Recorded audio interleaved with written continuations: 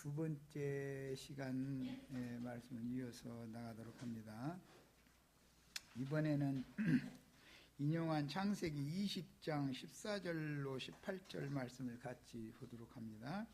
아비멜렉이 양과 소와 종들을 이끌어 아브라함에게 주고 그의 아내 사라도 그에게 돌려보내고 아브라함에게 이르되 내 땅이 네 앞에 있으니 네가 보기에 좋은 데로 거주하라 하고 사라에게 이르되 내가 은 1000개를 네 오라비에게 주어서 그것으로 너와 함께한 여러 사람 앞에서 네 수치를 가리게 하였노니 네 일이 다 해결되었느니라.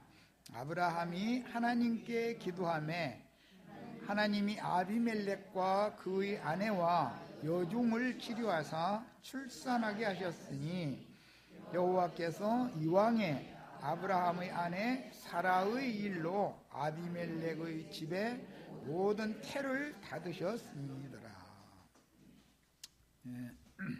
굉장히 좀 해석하기 난해한 구절을 읽었는데, 아브라함의 아내 사레의 일로라는 것은 그랄 왕 아비멜렉이 사라를 자기 여종 삼은 일로 그 말이에요.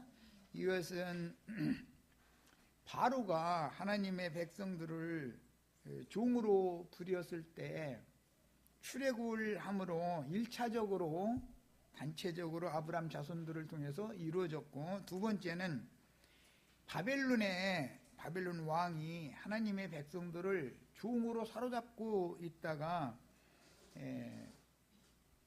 파사의 발흥을 통해서 바벨론이 무너지고 다시 예루살렘과 본토로 하나님의 백성들이 돌아감으로 이제 2차로 이게 역사상에 성취될 것에 대한 예표적인 그림이 아브라함과 그 아브라함의 아내인 사레가 그랄 왕 아비멜렉에게 종으로 이렇게 가서 포로로 사로잡혀 갔다가 나오는 그림을 오늘 우리가 읽었어요. 그러니까 이제 성경이 말하고자 하는, 성경에는 늘 점진적으로 계시를 확대 해석이 되는 것이기 때문에 사라는 위에 있는 예루살렘 신약 교회를 상징하는 것이니까 그걸 염두에 두시고,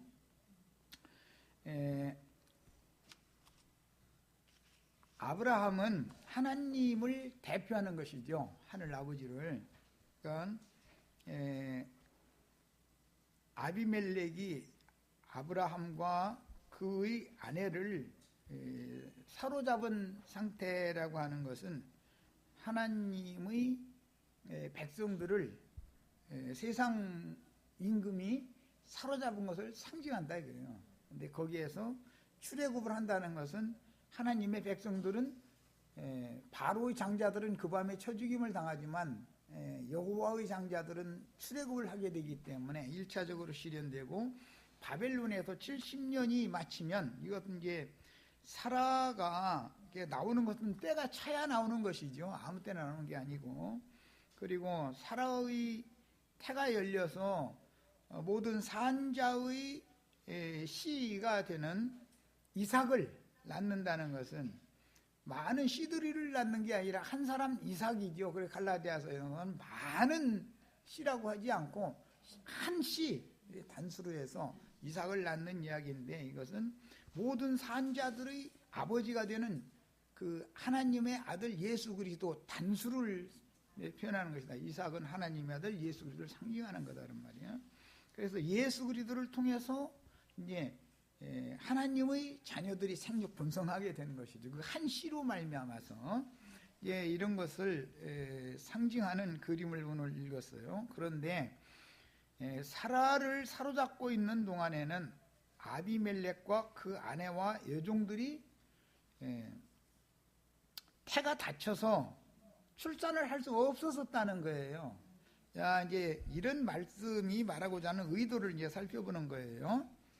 은 1000개를 줬다는 것은 이스라엘 모든 백성들 바벨론 포로 생활을 마치고 본토와 예루살렘으로 돌아올 모든 사람들의 구속을 위한 속전이단 말이에요. 그게 은천으로, 은이라는 건 늘 구속을 대표하는 거예요.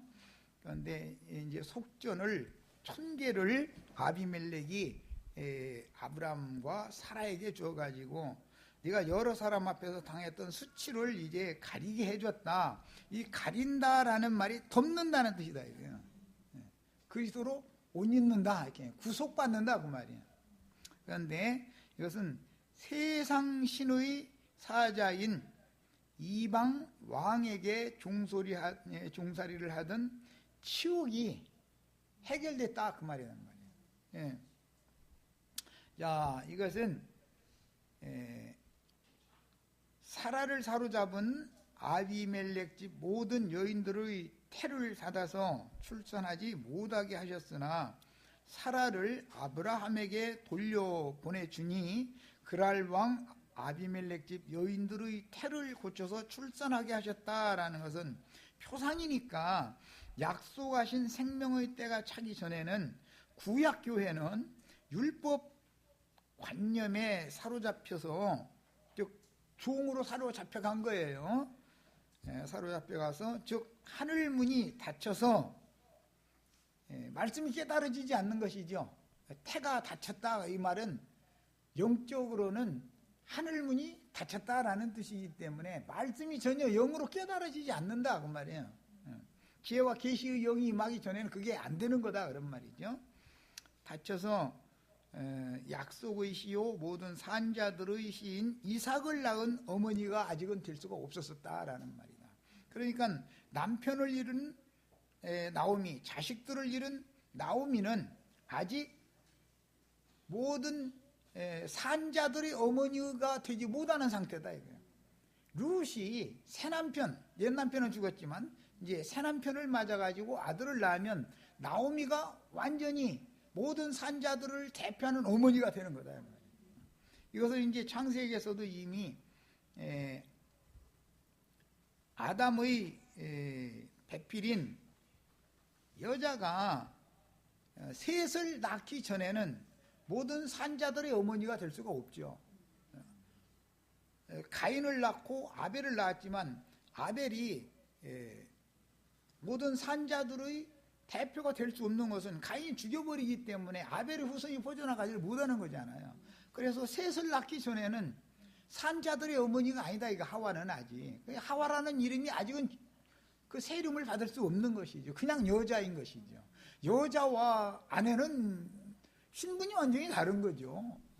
이게 이제 이런 것을 구속사에서 영적으로 적용하는 문제를 지금 살펴보겠습니다. 룻이 이제 새 남편인 보아스를 통해서 아들을 낳으면 룻의 아들이 되는 게 아니고 나오미의 아들이 되지요. 그렇게 하면 나오미는 모든 산자들의 어머니가 된다 이거예요. 그 이제 위에 있는 예루살렘이 되는 것이죠. 거기 상징이죠. 자, 성경에서 여자들의 태를 치료하시는 비유는 죄인들의 영혼을 구속하시는 것을 상징하므로 태를 고침받은 여인들은 구속받은 신자들을 상징하며 때가 찼을 때 인자 예수의 한 몸을 대속물로 드림으로 복음을 영으로 깨닫고 마음에 믿어진 신자들은 자기 스스로 죄의 삭슬 즉 죽음으로나 그 죄 하나님 앞에서 범한 죄라는 건 죽음으로나 갚을 수 있는 건데 죽지 않고 죄의 삭슬 대신해서 예수님이 다 물어낸 사실을 마음에 믿으면 나는 죽지 않고 살아날 수 있다 이제 그 말이란 말이에요. 이걸 구속이라고 그래요. 그래서 죄의 삭슬을 물어내지 않아도 그의 믿음을 의롭다고 인정을 받는 얘기다. 이것은 복음을 듣고 이미 나의 죄값은 예수 그리스도가 죽으심으로 인해 죽임을 당하심으로 인해서 이미 치러졌다라는 사실이 마음에 믿어졌으면 이 사람은 이제 그러려면 하늘이 열려야 되는 것이죠. 태가 열려야 되는 거예요. 그래야 거듭나는 것이다. 영의 문이 열려야, 영의 생각이 열려야 거듭날 수 있다. 영은 거듭나야 되기 때문에 정결한 처녀가 되는 거다 이제. 과부인 늙은 나오미가 자식을, 경수가 끊어진 지가 언젠데 어떻게 자식을 낳겠어요? 그런데도 성경에는 늙은 사라가, 90세 먹은 사라가 아들 낳을 수 있는 길을 제시해 놓는다 이거예요. 상징이죠. 그건 인간의 생각으로는 경수 끊어진 지가 언젠데, 남편도 기운 없어가지고 지금 저 각방 쓰자고 그러고 각방 쓰는 게 편해졌는데, 젊을 때 같으면 남편이 저쪽만 가면 아내가 그 방 찾아가야지 그냥은 못 지냈는데, 이제는 곁에 오는 것이 싫어졌어. 그리고 그냥 각방 써. 그것이 더 편해졌어. 그러면 자식을 낳을 수 없죠. 그러니까 이것은 육정이나 사람의 뜻을 따라 낳는 얘기가 아니다 이거예요. 하나님의 경륜을 이루기 위하여, 하나님의 말씀을 이루기 위하여 약속의 자녀를 낳는 얘기를 지금 하고자 하는 얘기다, 그런 말이에요. 예.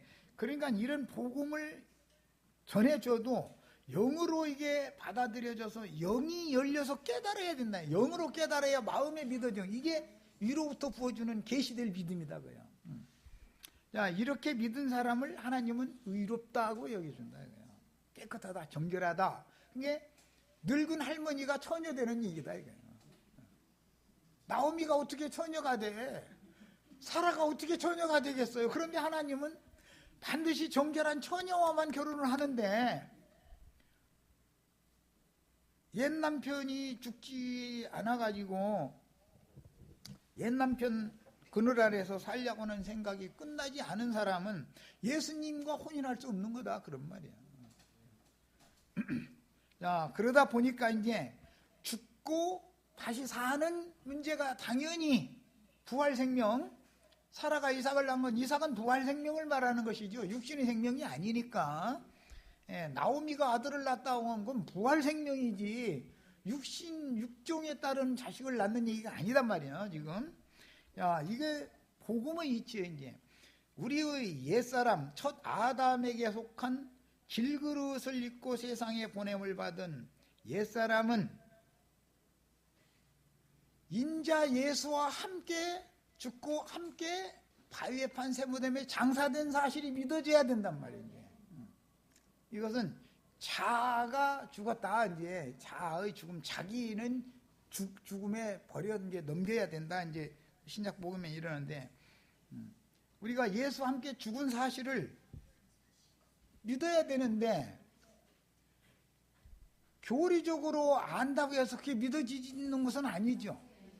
영으로 깨달아야, 이치가 이렇구만 하고 이게 진리가 깨달아져야 믿어지는 문제니까, 그 바위에 판 쇠무덤에서나 부활을 하는 것이지 흙무덤에서는 절대 부활이 안 되는 거예요. 흙무덤에서는 부활되면 천년이 잔 다음에 심판의 부활로 일어나는 것이지 생명의 부활로는 부활되는 게 아니니까. 자, 그래서 이 믿음을 의로 여김을 받는 믿음의 법칙이 이제 육체에 상반된 계명의 율법의 그 법칙이 폐기되어지고 때가 차면 믿음의 법칙이 적용되는 때가 온다 이거예요. 이것이 생명의 때다 그런단 말이에요. 사라가 이삭을 낳은 때고, 나오미가 오벳을 낳은 때다 이거예요. 첫 남편으로 상징된 육체의 율법 말씀에 의해서 지배를 받던 첫 아담 남편에 대해서는 인자 예수와 함께 죽고, 율법을 향하여 죽어야 율법이 저주해서 속량받을 수 있죠. 바벨론에서 나온다라는 말은 율법이 저주해서 속량받는 걸 상징하는 거예요.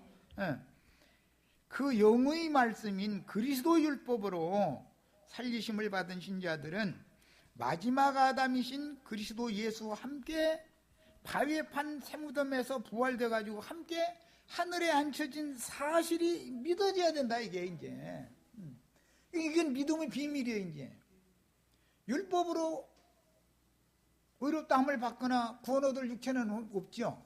오직 믿음의 법으로만 되는 거다 이제. 그 다음에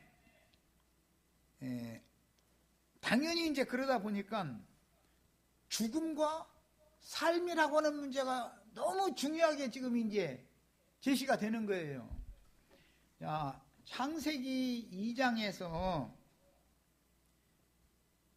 안개만 올라오던 땅의 흙을 가지고 사람을 빚으실 때 아담이라는 사람을 질그릇으로 지었죠.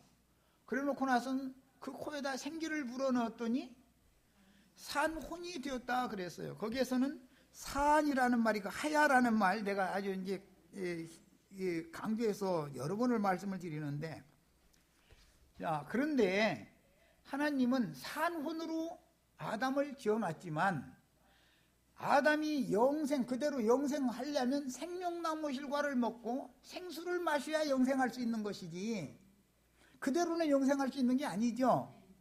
하나님은 산혼으로 지어줬어요. 그 산이라는 말은 양심적으로 살았다. 양심이 살아 움직인다 이거예요. 그 혼을, 그 생각, 감정, 의지, 인격, 마음을, 마음 중심에 있는 양심이 지배를 한다 이런 말이에요. 이게 산 사람이다 이거예요. 혼이라는 건 사람이라고도 번역을 하죠. 야, 그런데 산이라는 산혼으로 지어놨는데 그 사람에게 네가 영원히 살기 위해서는 계속 먹어야 돼. 먹고 마셔야 된다 이거예요 이제. 그럼 영원히 살기 위해서는 뭐 해야 돼요? 생명나무 실과를 먹고 생명수를 계속 먹고 마셔야만 영원히 그 생명을 유지하면서 살 수 있는 거예요. 그런데 반대로 선악을 아는 나무 열매를 먹으면 너는 반드시 죽는다 그랬어요. 야, 그러면 아담이 하와와 함께 선악을 알게 하는 나무 열매를 먹었을 때는 죽은 혼이 되었죠. 이제 하나님 원래는 산혼으로 지어놨는데 생명나무 실과와 생수를 마셔서 그 생명을 계속 유지하지를 못하고 죽이는 나무 실과 열매를 먹어버렸기 때문에 이제는 죽은 사람이 됐다 이거예요. 자, 그러면 거기서 살았다는 말과 죽었다는 말이 어떻게 죽었다는 말이고 어떻게 산다는 말이냐 그 말이에요. 이제 이걸 우리는 추적을 해나가야 된다. 산이라는 것은 양심이 살아서 움직이는 사람이다. 영이 살아서 움직이는 사람이다 이거예요. 영이 혼을 지배하는 사람이다 이거예요. 이제 이런 사람을 신약의 로마서에서 뭐라고 하죠? 영에 있는 사람이라고 그러죠. 산혼은 뭐라고요? 영에 있는 사람이다. 그 생명력의 근원은 영에 있는 거다 이런 말이야. 짐승도 혼은 있지만 짐승은 영이 없는 것이 특징이죠. 짐승은 양심이 없어요. 소가 아무리 말 잘 들어도 가다가 똥마랑 그냥 철퍽철퍽하고 이렇게 싸고 가지. 그리고 그러고 발이 꼬이니까 꼬리 흔들지. 똥 싸는 거 부끄럽다고 신문지로 가려주세요. 그러나 똥 마려워. 이렇게 하는 소는 없어. 가면서 길거리 가면서 똥 싼다 해가지고 가리지도 않고 똥 싼다 해가지고 부끄러워하거나 그렇게 않죠. 그럼 뭐 영이 없다는 뜻이요. 그래서 짐승이라고 그러는 거예요. 많은 짐승들을 아담의 배필로 삼으라고 중매를 해서 쭉 데리고 왔더니 이름은 잘 붙여줬는데 자기 배필을 찾지는 못했다는 거잖아. 자기 옆구리에서 지은 자기와 생명이 같은 여자를 데려다가 지어놓고서는 데려다 주니까 아이 내 뼈 중에 뼈, 내 살 중에 살이라 해가면서 이제 그 환호를 하는 얘기가 나왔어요.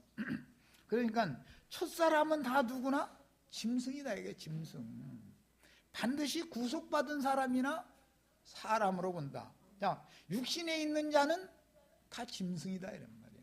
영에 있는 사람으로 거듭나기 전에는 하나님을 된 전부 짐승들이다. 이게. 세상 사람들이 다 그래서 짐승들인 거예요. 짐승 나라다 그러죠. 세상 나라 사람들 보고 요 지나가는 아저씨 보고 요 짐승 지나가네 그러면 그 사람 기분 좋다 올 리는 없죠. 아유 화장품 멋있게 화장하고 지나가는 예쁜 아주머니 보고 아유 짐승 한 마리 지나가네 그러면 좋다 오겠어요. 그런데 성경에서는 그 사람이 구속받고 거듭나지 않았으면 짐승이라고 그러는 거란 말이에요. 자, 산혼으로 지어졌는데 죽은 혼이 되었다 이게요. 네가 선악을 알게 하는 나무 실과를 먹는 그날에는 너는 정령 죽는다. 그게 그 생기를 부음 받은 날 산혼이 되었지만 금령의 실과를 따먹은 날 죽은 혼이 됐다 이거예요. 자, 그럼 여기서 말하는 산이라는 산과 죽었다고 하는 죽은 것이 뭐가 죽었고 뭐가 살았다는 말이에요? 영이 살았느냐, 영이 죽었느냐를 성경이 지금 말하는 거다 이런 말이에요. 그러니까 사람의 중심은 영에 있는 것이지, 영에 있는 사람이냐 육신에 있는 사람이냐. 사람은 똑같은 사람인데, 혼은 똑같은 혼인데, 영에 있는 혼이냐 육신에 있는 혼이냐에 따라서 죽은 자냐 산 자냐 이렇게 보는 거다 이런 말이야. 자, 이제 이런 기본 개념을 가지고 성경에는 죄의 삭신, 사망, 곧 죽음이라는 용어가 많이 나오는데, 죽음, 죽는다, 죽인다 등등으로 이게 번역이 되는 여러 가지 상황에 따라서 번역이 되는 그 사망이라고 하는 용어는 단어가 한두 가지가 아니에요. 많아요. 이게 구속이라는 용어가 많았었던 것처럼, 지난 시간에 말씀 나눈 것처럼 많은데, 그러기 때문에 우리는 성경을 읽을 때는 문맥의 흐름을 따라서 성경을 해석할 줄 알아야 된다. 어떤 사람들이, 내가 이제 무슨 그 지방교회에서는 이제 그 형제회와 이제 가장 크게 극렬하게 다퉜던 것이 뭐 원어 뭐 쪽 해가면서 말이에요. 창세기 2장에 보면 그 산혼이라고 그랬단 말이에요. 그러니까 거기는 영이 없는 거 아니냐 이러고 딴소리를 계속 형제회가 주장을 했단 말이에요. 지방교 형제들은 그게 아니다. 왜 그 말만 보느냐. 또 기록한 말씀이 있지 않냐. 하늘에 터를 두신 하나님이 사람의 속에라고 그랬는데, 사람의 중심에 영을 지으셨다고 돼 있다. 이사야 선지자에 보면 나의 지은 영과 혼이 곤비할까 함이라. 나는 그래서 그를 다시 고쳐주겠다 그랬다. 성경에 분명히 너의 온 영과 혼과 몸이 주 예수의 날에까지 흠이 없이 잘 보존되기를 바란다. 영을 하나님이 짓지 조물주나 짓는 것이지, 사람 중심에 영을 없고 혼만 짓다고 했다고. 그거 형제회가 주장하던, 그 사람들은 이 형제회는 히브리어, 헬라어 이것을 막 집중적으로 추구하고 그 파싱 이런 거 만들어 놓은 사람들이기 때문에 그걸 계속 주장을 했다 이거예요. 지방교회를 일으킨 머치만니는 그게 아니다. 너희는 왜 그것만 보냐. 또 기록한 말씀도 다 봐라. 성경 전권에 모든 진리 가운데로 인도하시는 성령 인도를 따라야지 문자에 붙들리지 말아라. 네가 뭐 정말로 히브리어 잘하는 것 같아. 너는 사실은 모르는 자다. 이러고 그 때문에 굉장히 다투다가 결국은 헤어진 거 아니야. 그래서 내가 이제 말씀을 가르칠 때도 반드시 우리는 성경 자체를 알아야 되고, 또 기록한 다른 말씀까지 다 포함해서 합당하게 해석하는 걸 배워야 된다 이거예요. 함부로 어떤 것이라고 해가지고 막 주장하다 보면은, 그럼 그게 문자적으로 그게 없느냐. 유대교인들이 신학적으로 막 주장을 할 때 그 말이 틀리냐. 그게 성경에 있는 말이다 이거예요. 그러나 그것만 있는 게 아니다 이거예요. 성경은 흐름이 있는 것이고, 창세기에서 계시록까지 말하고자 하는 하나님의 의도에 따라서 해석하는 것을 배워야 된다 이거예요. 이게 진리의 성령이 임한 사람이다 이거예요. 진리의 성령이 임하시면 특징이 뭐예요? 부분적인 진리에 붙잡히지 않게 만들어주는 거예요. 모든 진리 가운데로 인도를 받는 거예요.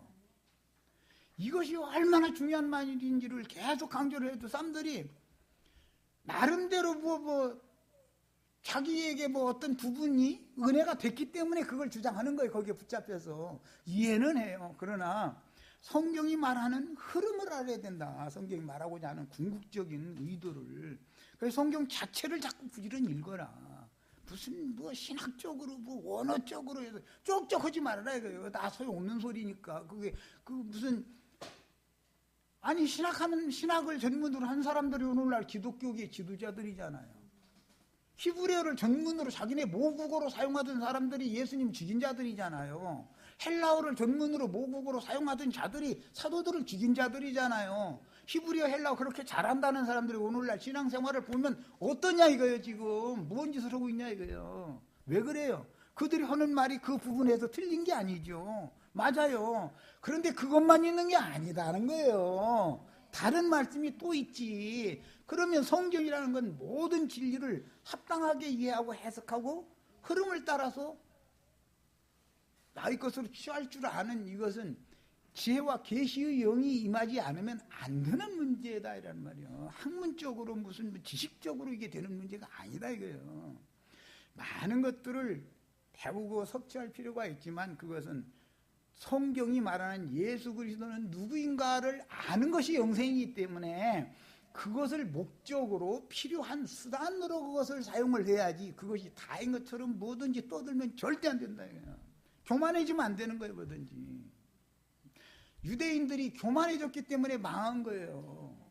예수님이 하시는 말씀을 저희가 더 많이 한다고 생각을 하고서 안 받으려고 그러는 거예요. 우리는 이런 영이 교만하고 마음이 높아져 있는 이런 자세를 이거는 자기 자신과 싸워야 돼요. 나에게 많은 지식이 습득되면은 내가 혹시 여기에 붙잡히거나 잘못 빠져가지고서 허우적대거나 하지 않도록 주님께서 모든 진리 가운데로 나를 이끌어가 주셔야 되겠다고.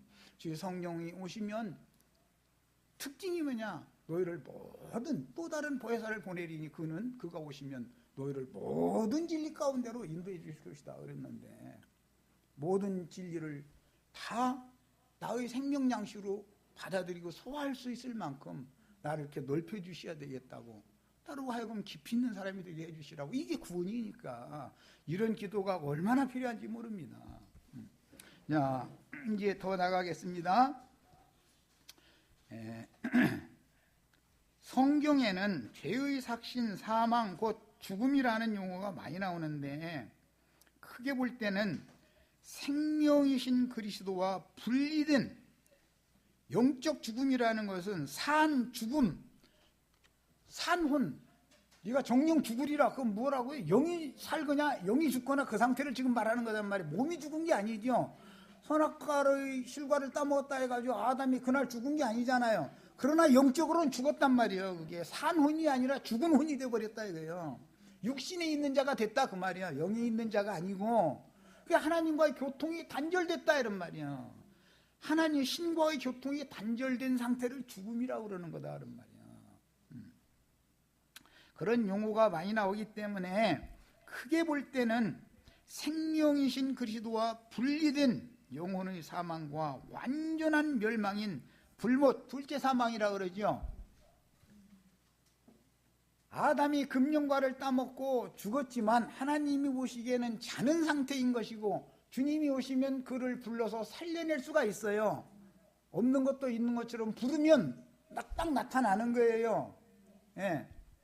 그래서 훗날 둘째 사망에 들어간 상태가 아닌 아담을 살리는 것이지 선악을 알게 하는 나무 실과를 따먹으면 그날 넌 죽는다 그랬는데 죽었어요. 그렇지만 육신으로 멀쩡히 살았잖아요. 930년 동안 살고 있잖아요. 그것은 하나님 보실 때는 자는 상태인 것이지 그래서 소생, 흔들어 깨운다 그런 용어예요. 그게. 나의 지은 영과 혼을 소송시키려 함이라. 흔들어 깨우러 오는 거다 이거예요. 그것이 실현된 게 뭐죠? 요한복음 11장 12장에 나사로를 불러서 흔들어 깨우는 얘기잖아요. 우리 친구 나사로가 잠들었도다. 그런데 마르다와 마리아는 뭐라고 해요? 우리 오라버니가 죽었습니다. 죽은 게 아니라 자는데? 그러니까 자는 것 같으면 다시 살아나겠나이다. 그래, 난 살리러 왔어 그랬단 말이야. 그런데 네가 나는 부활이요 생명이니 내 말을 믿으면 네가 하나님의 영광을 볼 것이다. 그랬어요. 무덤 앞에 가서 나사로야 나오라 하니까 나왔어요. 그럼 무슨 말이겠냐 이거예요. 아담을 산혼으로 지어줬지만 그 생명을 영원히 유지하기 위해서는 영생의 말씀, 영원한 생명수를 먹고 마셔야만 생명이 계속 유지되는 것이지 사람이 육신의 양식을 먹어서는 영생하는 게 아니죠. 930년 사는 것이지. 그렇잖아요? 육신의 양식으로는 하나님의 입으로 나오는 말씀을 먹어야 사는 거다 이거예요. 진리의 성령을 받아들여야 마셔야 사는 거다 이 말, 영생하는 거다 이 말이요. 자, 이런 문제 때문에 예수님이 오셔서 마리아와 마르다의 오라비가 죽었는데 그 소식 듣고도 일부러 시간을 늦추는 거예요. 나흘 만에 와. 일찍 와버리면 썩은 냄새 안 나면은 아직 안 죽었다고 생각하니까 그 송장에서 썩은 냄새가 나는데요. 그래. 영이 죽으면 그 마음이 부패하기 때문에 인간은 속사람이 썩어서 부패한 것이 더 중요한 것이지, 송장의 껍데기 몸이 썩으면 거름이나 되지. 인간의 영혼이 썩은 냄새 나면 그놈 거름에도 못 쓰고 뭐하겠냐고 불못에다 놔 던져야지. 그 얘기하러 왔다 그 말이요. 이해가 됐어요? 이게 복음이요. 이게 천지를 진동하는 썩은 내라는 것은 영이 죽은 사람의 육신에 있는 혼이, 그 마음이 부패해서 썩는 냄새가 진동하는 것이 하나님이 코를 기분 나쁘게 만드는 것이고, 그리도 향기를 낸다고 그랬었는데 썩은 내 나는 데는 똥파리가 꿰기에 돼 있고 고자리가 다 번성하게 돼 있어요. 거기에는. 이런 이치를 알아야 돼.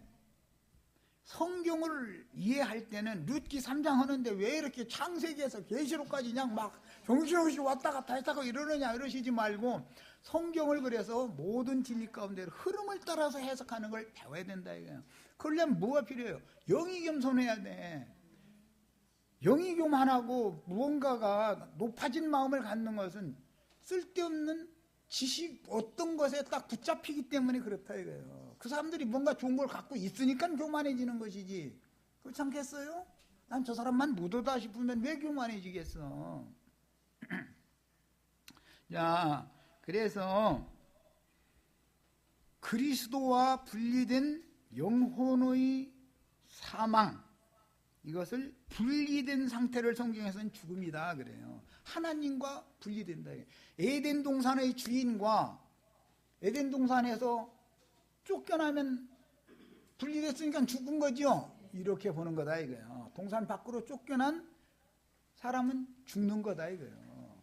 그런데 동산 밖으로 쫓아냈지만 그리스도가 그 인생에 함께 하시면서 그를 결국은 영원한 생명의 저수가 되시는 위에 있는 예루살렘까지 이끌어가는 얘기가 구속사다 이런 말이에요. 이게. 그래서 둘째 사망이라고 하는 것은 영혼이 다시는 소생될 수 없는 거예요. 이건 완전히 죽은 거예요. 그건 자는 상태가 아니죠. 자는 자는 흔들어 깨우면 되지만, 둘째 사망의 불못에 지옥불 속에 들어가 버리면은 다시는 소생될 가능이 없는 것을 말하는 거다 이거예요. 아담은 그러니까 첫째 사망을 당한 것이지 둘째 사망 당한 상태가 아니었다 그 말이요. 이해하셨어요? 네. 그렇기 때문에 둘째 사망, 첫째 사망 이런 그 죽음이라고 하는 문제를 읽을 때 사망, 죽음이라는 용어가 사용되는 문장을 살펴가면서 문장에 따라서 합당하게 해석하는 걸 배워야 된다. 무슨 교리적으로 뭐 문자적으로 막 뭐 이래서 안 된다 이거예요. 내가 엊그제 일요일 날 좀 안을 뚫리지만 좀 충격을 좀 받은 게 있는데, 무슨 죽음이라는 걸 가지고 두 단어를 딱 제시해 가지고 말이요, 육신의 죽음, 영의 죽음 막 이렇게만 딱 해버릴 때 내가 이거는 이렇게 해가지고는 안 되겠구나라는 걸 내가 많은 걸 생각을 해봤어요. 이것은 이대로 계속 끌고 가서는 안 되겠구나라는 걸 내가 그때 아주 많은 걸 생각해봤어요. 성경이라는 것은 어떤 용어가 사용될 때마다 여기에서는, 이 문장에서는 그 단어를 쓰는 거예요. 또 다른 데서는 다른 단어를 쓰는 거예요. 많은 단어들이 사용이 돼요. 네. 그러면 전체적인 것을 생각을 해야 된다 이런 말이에요. 우리는 그냥 흑 아니면 백, 이거 아니면 저거 이런 식으로 해서 딱 잡혀버리면 큰일 난단 말이에요. 자, 이제 이 가장 좋은 삶과 죽음에 대한 창세기에 나오는 얘기로부터 시작된 신약의 실현 얘기가 요한복음 11장과 12장에 나오기 때문에 인용을 일부러 11장에서 했어요.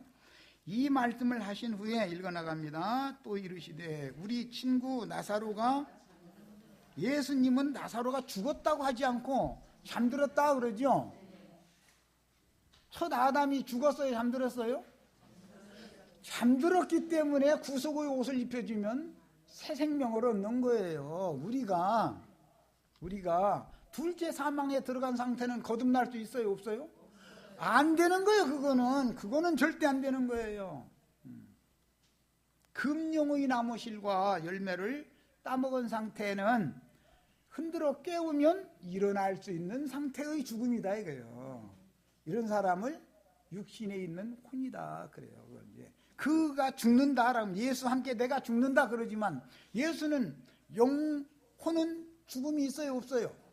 예수님의 영혼은 죽음이 없는 거예요. 죽으면 뭐나 죽어요? 혈육의 몸이나 죽일 수 있는 거예요. 예수님의 영혼을 누가 죽여? 그분은 살고 싶으면 살고 죽고 싶으면 죽고 생명과 사망의 모든 권세가 그분에게 있는데, 예? 창세기 말씀을 예수님이 선지자들이 구약의 선지자들이 어떻게 이해를 했는가? 이사야 57장 뭐 에스겔 16장 뭐 등등 해서 그날이 되면은 내가 너희에게 새 영을 부어주고 새 마음을 주겠다. 이건 뭐예요? 소생시킨다는 거야. 살려놓는다 그 말이요. 죽은 자를 살려놓는 얘기예요. 그러나 둘째 사망 불못에 들어간 자는 절대 살아날 수 없는 거다. 예. 야, 그래서 예수님이 이런 성경의 삶과 죽음에 대해서 설명을 정확하게 하신 것이 요한복음 11장이에요. 마르다나 마리아가 볼 때는 분명히 오라비가 죽었죠. 그런데 예수님은 우리 친구 저 나사로가 지금 잠자고 있네. 그랬어요. 데살로니가 4장에 보면 예수 안에서 자는 자들이라고 돼 있죠. 죽은 성도들을 말할 때는 자는 자들이라고 그러지 죽었다고 하지 않아요. 믿는 성도들이 죽으면 잔다고 그래요? 죽었다고 그래요? 잔다고 해요. 성경이 말하는 의도를 정확하게 알아야 된단 말이에요. 잠들었도다. 예수님 오시기엔 자는 거예요 지금. 그럼 예수님이 가서 말씀으로 살릴 수 있죠. 나사로야 무덤을 박차고 나와라 하면 무덤 밖으로 나오면 되는 거예요. 그러려면 무덤 문이 열려야 되는데 태의 문이 열리지 않으면 태가 닫아둔 상태에서는 즉 어떤 경우에도 영의 생각이 깨어나게 열리기 전에는 지혜와 계시의 신이 그 속에 임할 수가 없기 때문에 빛이 임할 수가 없기 때문에 거듭날 수가 없다. 이걸 상징하는 얘기다 이 말이에요 지금. 예. 그래서 내가 우리 친구 나사로가 지금 잠들었으니까 난 깨우러 간다 이랬단 말이에요. 이게 이사야 57장 15절로 17절에서 나오는 말씀을 인용하는 거예요. 소송시킨다 그랬어요. 거기서는 나의 지은 영과 혼을 소송시켜 주겠다. 거의 무엇을 깨우는 거예요? 영과 혼을 깨워서 살려놓는 거예요. 예수님은 지금 이 얘기를 하는 거예요. 생명과 사망의 법칙을 지금 설명하는 거예요. 제자들이 이르되 주여 잠들었으면 낫겠나이다. 소송이라는 말은 고친다는 뜻도 있어요. 지난번 구속 얘기할 때 고친다는 의미가 강하다 이거 말씀드렸죠. 고친다라는 것은 병이 들었으면 죽음을 향해 가게 돼 있는 거예요. 자, 육신에 있는 혼은 이미 영적으로는 죽었고 그 마음이 부패한 거예요. 무엇보다 부패한 것은 사람의 마음이다 그러죠. 그러니까 부패하면 썩은 냄새가 나요 안 나요? 생선 썩는데 향기로운 냄새 나지는 않죠. 송장 썩으면 더해요. 난 이거 19살 때 상염에 큰 여름에 아주 복중더위에 소상이 났는데 동네 상여멜 많은 청년들이 없으니까 19살 먹은 거 이매는 걸 불러다 놓고 이거 미고 이러는 거예요. 사람 숫자 채워야 되니까. 그런데도 정상적으로 숫자 못 채워서 이제 한쪽에 하나씩 무지라는 상태로 이렇게 이제 미고 가는데 한참을 가는데 막 앞에 막 코피가 막 쏟아지는 거예요.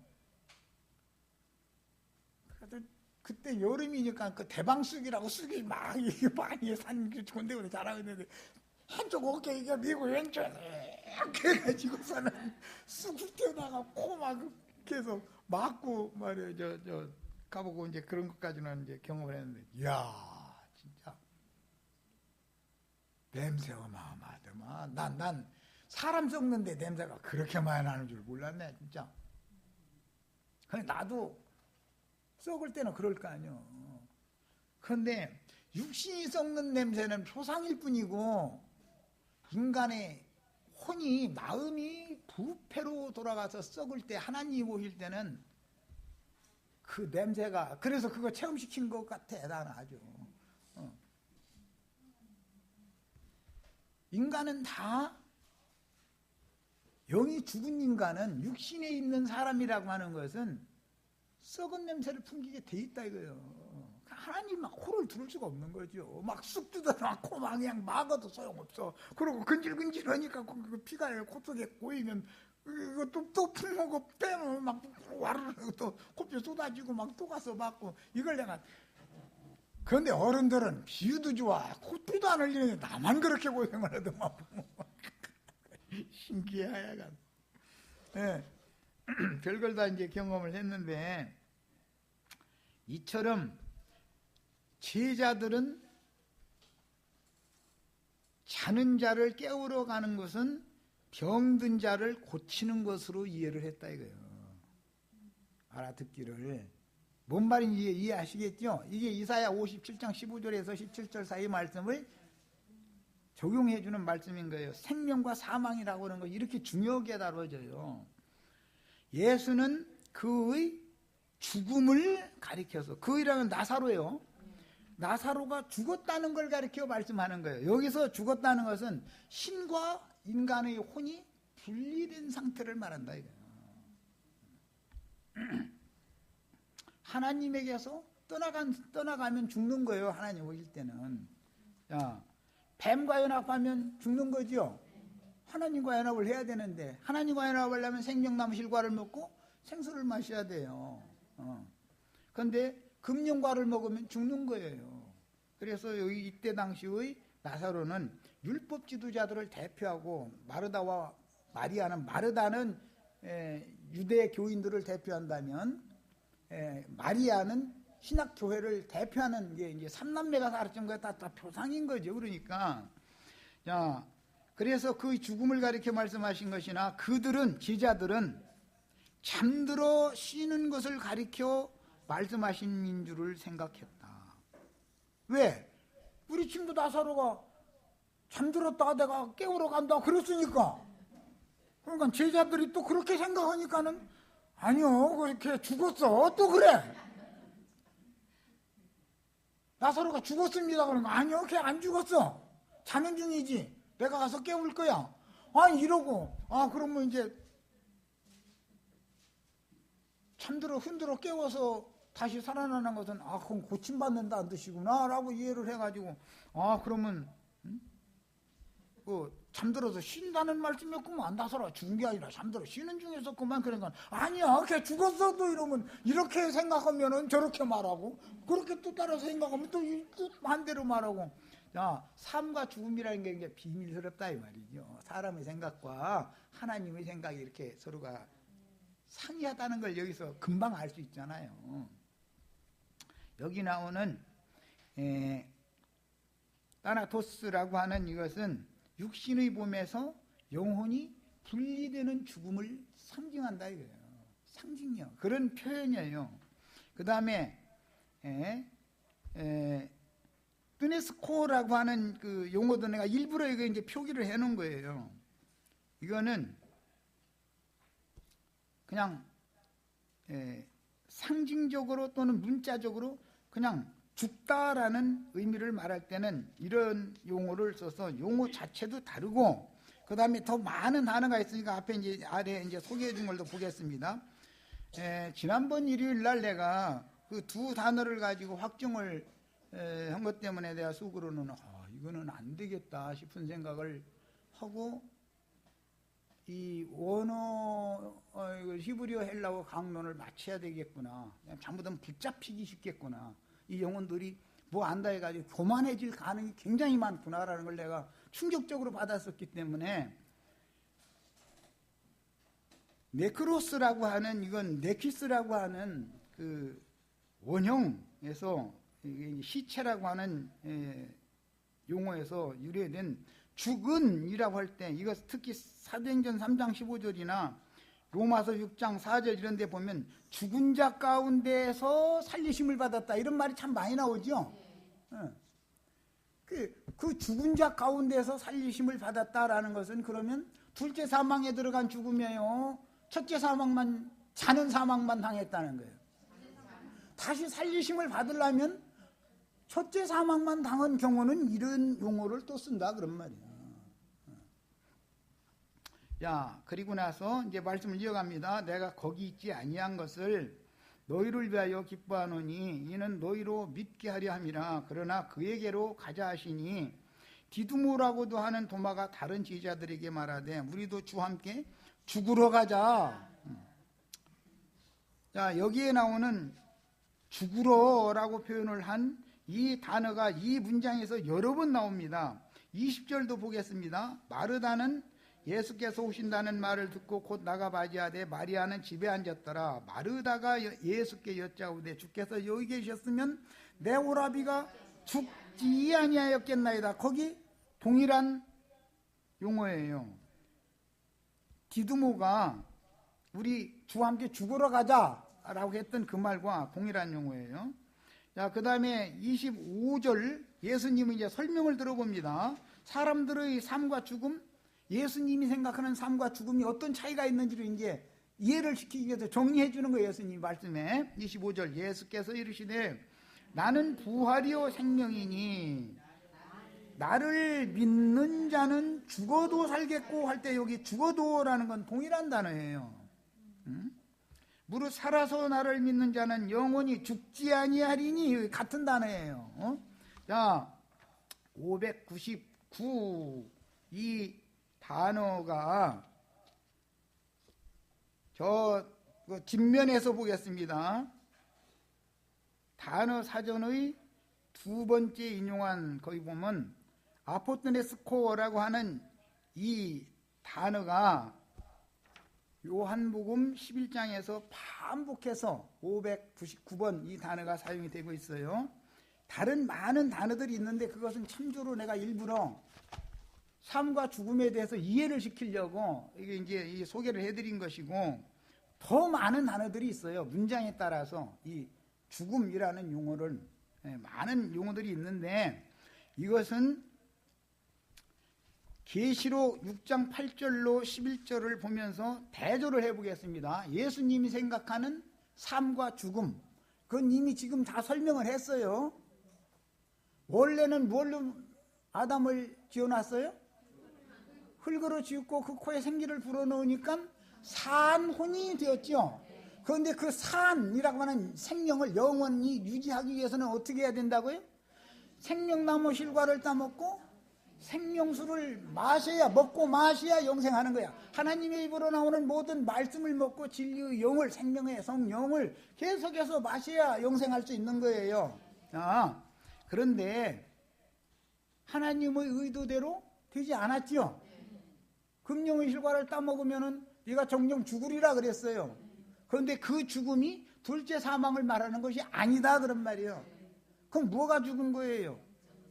영이 죽은 상태를 말한다 이거예요. 자, 그래서 시작에 산혼이라고 말했을 때 그 안에는 그 산혼이라는 혼의 중심에는 영이 지어져 있다는 것을 거기에서는 살짝 빼놨지만 뒤에 선지자들은 나의 지은 영과 혼, 하나님이 사람의 속에 영을 지었다 등등 영이라는 말을 반복하고 있다 이거예요. 그러니까 사람은 영과 혼과 몸으로 되어 있는 것이지 그냥 혼과 몸을 가지고 있는 짐승과는 다르다라는 것을 성경이 처음부터 말하고자 한다 이런 말이에요. 그런데 무슨 원어가 어떻고 무엇이 어떻고 그런데 붙잡혀버리면 그 어떤 문자에 딱 붙잡혀버리기 때문에 여긴 영이라는 말이 없지 않냐 이러고 나와버린다 이거예요. 그럼 큰일 난단 말이에요. 또 기록한 말씀을 봐야지요. 또 기록한 말씀을 모든 진리 가운데로 우리는 이거를 받아야 되니까 이것은 지혜와 계시의 신이 임하지 않으면 안 되는 문제다 이거예요. 뭐에 붙잡혀가지고 주장하면 큰일 난단 말이에요. 자, 9절을 봅니다. 다섯째 인을 8절부터 보야지. 내가 봄에 청황색 말이 나오는데 그 탄자 이름은 사망이니, 사망의 반대 개념은 생명이죠. 예. 생명나무, 영생 할 때 그 그 개념과 죽음이라고 하는 개념이 이렇게 계시록까지 쭉 이어지는 거예요. 음부가 그 뒤를 따르더라. 그들이 땅 4분의 1의 권세를 얻어 검과 흉년과 사망과 땅의 짐승들로서 죽였다. 여기 죽인다고 할 때 이 용어는 615번 아포크테이노라고 하는 용어가 사용이 돼서 이것은 고의적으로 살상해서 죽이는 것을 의미하는 거예요. 그것은 육신의 몸은 짐승들이 죽일 수 있죠. 예수의 몸을 짐승들이 죽일 수 있죠. 그렇지만 생명이신 주님이 당신 자신을 내주기 전에는 죽일 수 있어요, 없어요? 그래서 죽을 권세도 있고 다시 살 권세도 있는 생명의 사망의 권세자가 예수님이다 이런 말이에요.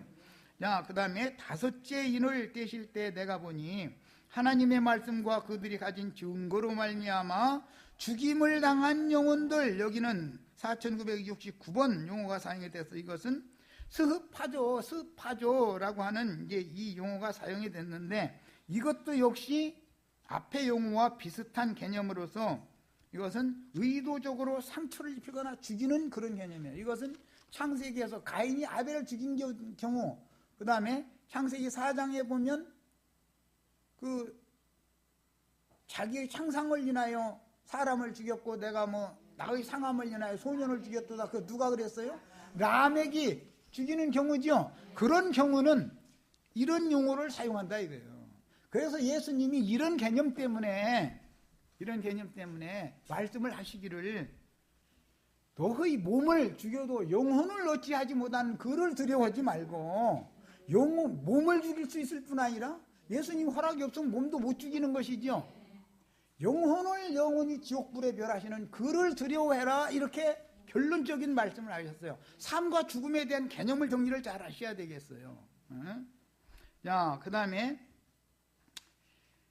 죽임을 당한 영혼들이 제단 아래에서 큰 소리로 불러 이르되 거룩하고 참되신 대주제여 땅에 거하는 자들을 심판하여 우리 피를 갚아주지 아니하시기를 어느 때까지 하시려 하나이까 하니 각각 그들에게 흰 두루마기를 주시며 이르시되 아직 잠시 동안 쉬되, 이게 쉰다라는 말은 잔다라는 말과 같은 개념이에요. 예수 안에서 죽은 자들은 주 안에서 자는 자들이죠. 그거는 영혼이 자기 일을 마치고 주 안에 들어가 쉬는 거란 말이야. 그들의 동무종들과 형제들도 자기처럼 죽임을 당하여, 이것은 살상당했다. 하나님 말씀과 저희 가진 증거를 인하여 죽임당한 거예요. 목배임을 받은 거예요. 죽임을 당하여 그 수가 차기까지 어떻게 잠시만 기다려라. 그 수가 차면 어린 양의 혼인 기약이 이르지요. 이제 그렇게 되는 거다. 경륜이 전환되는 점이 온다. 야, 그 다음에 13장 15절 읽습니다. 계시록 그가 권세를 받아 그 짐승의 우상에게 생기를 주어 그 짐승의 우상으로 말하게 하고 또 짐승의 우상에게 경배하지 아니하는 자는 몇이든지 다 죽이게 하더라. 이건 살상하는 죽임을 말한다. 자, 짐승의 우상이 말을 하는 것과 하나님의 종들이 대언의 말을 하는 것과는 반대 입장에서 하는 거죠. 사탄이 보낸 사자들도 말로 사람들을 죽이는 거잖아요. 말로 전도한답시고, 하나님이 보낸 증인들도 하나님의 말씀을 대언함으로 죽은 자를 살리는 거다 이거예요. 죽고 살리는 권세는 전부 누가 보낸 어떤 영을 가진 자에게 말씀을 가르침 받느냐에 따라서 교만해지면 죽는 거예요. 무조건. 사탄의 사자들은 사람들의 영혼을 자꾸 교만하게 만들어버려. 그렇게 하면 하나님을 멀리하게 돼 있어요. 교만해지면 지가 신이 되는 거예요. 점점. 피조물은 피조물인 것이지 피조물이 신이 될 수는 없는 거예요. 세상 없이 많이 알고 온 우주의 모든 것을 다 가진 것 같아도 피조물이 조물주가 되는 법은 없어요. 세상 가도 피조물은 여전히 피조물일 뿐이야. 자, 이제 이번에는 마지막 소절입니다. 계시록 14장 13절. 또 내가 들으니 하늘에서 음성이 나서 이르되 기록하라. 지금 이후로 주 안에서 죽는 자들은, 동일하게 요한복음에서 사용된 11장에서 사용된 그 단어가 계속 나오고 있죠. 복이 있도다 하심의 성령이 이르시되 그러하다 그들이 수고를 그치고 시리니 이는 그들이 행한 일이 따름이라. 그러면 그들이 행한 일이 뭐냐? 이게 선행을 배우며 했던 그런 선한 행위다 이거예요. 선한 행실이라는 게 뭐예요? 하나님의 말씀과 저희 가진 증거를 대언하고 증거해서 죽은 영혼을 살리고, 그 다음에 잠자는 깊은 잠에 빠진 영혼들을 흔들어 깨우고 소송시켜주고, 그 영적인 질병에 걸려서 죽은 상태에 있는 자들을 고쳐주고, 그런 일을 하는 거다 이거예요. 이 말은 양심이 죽으면 하나님이 보실 때는 그게 그 혼이 지금 병든 상태다. 그 정신이 병든 상태다 이거예요. 그 병의 특징이 뭐냐? 교만한 영이다 이거예요. 교만한 자는 물리치, 하나님이 물리치면 분리되기 때문에 죽는 거예요. 겸손한 자에게는 은혜라는 하나님이 나에게 찾아오시는 것을 말하는 거예요. 교만한 자는 하나님이 물리친다 그랬어.